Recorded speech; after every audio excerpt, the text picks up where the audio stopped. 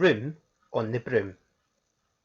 The witch had a cat and a very tall hat, and long ginger hair which she wore in a plait. How the cat purred and how the witch grinned, as she sat on the broomstick and flew through the wind. But how the witch wailed and how the cat spat, when the wind blew so wildly it blew off her hat. "Down!" cried the witch, and they flew to the ground. They searched for the hat, but no hat could be found. Then out of the bushes on thundering paws there bounded a dog with the hat in his jaws. He dropped it politely, then eagerly said, as the witch pulled the hat firmly down on her head, "I am a dog, as keen as can be. Is there room in the broom for a dog like me?" "Yes!" cried the witch, and the dog climbed aboard. The witch tapped the broomstick, and whoosh! They were gone. Over the fields and the forests they flew. The dog wagged his tail, and the stormy winds blew. The witch laughed aloud and held on to her hat, but away blew the bow on her long ginger plait. "Down!" cried the witch, and they flew to the ground. They searched for the bow, but no bow could be found. Then out from a tree with an ear-splitting shriek there flapped a green bird with the bow in her beak. She dropped it politely and bent her head low, then said to the witch as she tied her plait in a bow, "I am a bird as green as can be. Is there room in the broom for a bird like me?" "Yes!" cried the witch, and the bird fluttered on. The witch tapped the broomstick, and whoosh! They were gone. Over the reeds and the forest they flew. The birds shrieked with glee and the stormy winds blew. They shot through the sky to the back of beyond, and the witch clutched her bow, but she let go of her wand. "Down!" cried the witch, and they flew to the ground.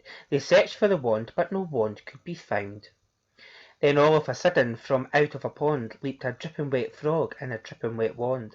He dropped it politely, then said with a croak, as the witch tied the wand on a fold of her cloak, "I am a frog, as clean as can be. Is there room in the broom for a frog like me?" "Yes!" cried the witch, so the frog bounded on. The witch tapped her broomstick, and whoosh! They were gone. Over the moors and the mountains they flew. The frog jumped for joy, and the broom snapped in two. Down fell the cat and the dog and the frog. They all went tumbling into a bog. The witch's half broomstick flew into a cloud, and the witch heard a roar that was scary and loud. "I am a dragon, as mean as can be, and I'm planning to have witch and chips for my tea." "No!" cried the witch, flying higher and higher. The dragon flew after her, breathing out fire.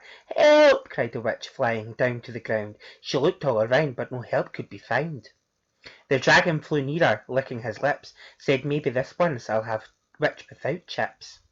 Just as he planned to begin his feast, from out of a ditch rose a horrible beast. It was tall, dark, and sticky, and feathered and furred. It had 4 frightful heads, and it had wings as a bird. It had a terrible voice when it started to speak, was a yowl and a growl, and a croak and a shriek. It dripped and it squelched, and it strode from the ditch, and it said to the dragon, "Buzz off, that's my witch." The dragon drew back, and he started to shake. "I'm sorry," he spluttered, "I made a mistake. It was nice to have met you, but now I must fly." And he spread out his wings and was off through the sky. Then down flew the bird, and down jumped the frog. Down climbed the cat, and phew, said the dog. "And thank you, oh thank you," the grateful witch cried. "Without you I'd be in that dragon's insides."